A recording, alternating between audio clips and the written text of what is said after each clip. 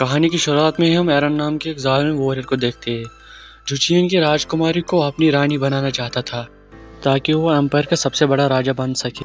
जब सूलिन को पता चला तो उसने शादी से मना कर दिया। ये सब सुनकर एरन को गुस्सा आ गया और उसने राजकुमारी को जंगल में छोड़ दिया और अपने सिपाही से कहा जो उसे मारेगा मैं उसे बड़ा इनाम दूंगा। अब सारे वॉरियर राजकुमारी को मारने के लिए जंगल में जाते हैं और वो आपस में लड़ने लगते हैं कि कौन राजकुमारी को मारेगा।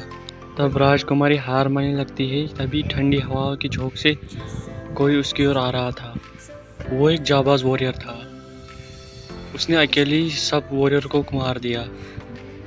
अब राजकुमारी राहत की सांस लेती है कि कोई इसे बचाने आ गया। तभी एक और वॉरियर आता है। वो बहुत खतरनाक होता है लेकिन वो वॉरियर उसको भी मार देता है। और राजकुमारी को छुड़ाने आता है कि तभी एक और वॉरियर आता है। वो उनमें से सबसे खतरनाक वॉरियर होता है। दोनों आपस में लड़ने लगते हैं। वो वॉरियर इससे खतरनाक था। ये इस पर एक लात मारता है जिससे ये वॉरियर दूर गिरता है। अब ये वॉरियर चालाकी से इस वॉरियर को भी मार देता है। अब ये राजकुमारी को छुड़ा देता है। अब ये लड़का एक इनको देख रहा था। इसका नाम था जैक। अब हमें पता चलता है ये तो एक वीडियो गेम की कहानी थी। अपनी मोम के आने से पहले उसने वो गेम बंद कर दिया। अब वो शुक्र से पढ़ाई करने लगता है लेकिन उसकी माँ एनी को सब उसकी चालाकी के बारे में सब पता था।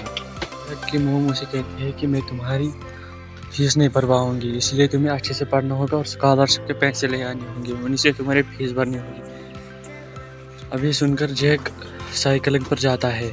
अब जैक स्कूल जा रहा होता है अपनी साइकिल पर लेकिन वहाँ पर उसे बहुत बदमाश मिलते हैं जिनसे बचकर ये दूर भागता है। लेकिन वो बदमाश इसका पीछे कर रहे होते हैं।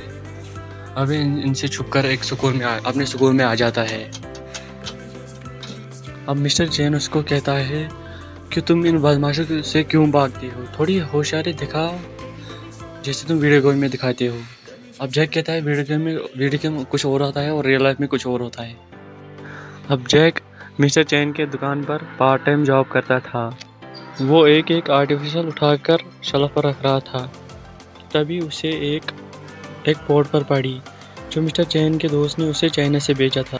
चैन जैक को कहता है मेरे न होने पर तुमने इस दुकान का बहुत ख्याल रखा है इसलिए मैं तुम्हें ये गिफ्ट में देना चाहता हूँ। ये सुनकर जैक बहुत खुश हो गया। अब जो कि मिस्टर चैन आखिरी पीढ़ी में था इसलिए वो इसे नई जनरेशन में देना चाहता था। अब इसने मिस्टर जैक को वो दे दिया। मिस्टर जैक इसे लेकर घर आया और इसे इस्तेमाल करने लगा। एक रात वो उसमें अपने कपड़े रखता है और वो सो जाता है। तभी उसमें से एक आदमी निकलता है और जय की गर्दन पर तलवार रख देता है। अब इस कहानी में क्या हुआ ये देखने के लिए चैनल को सब्सक्राइब करें प्लीज़ भाई, सब्सक्राइब करना और कमेंट में पार्ट 2 लिखें।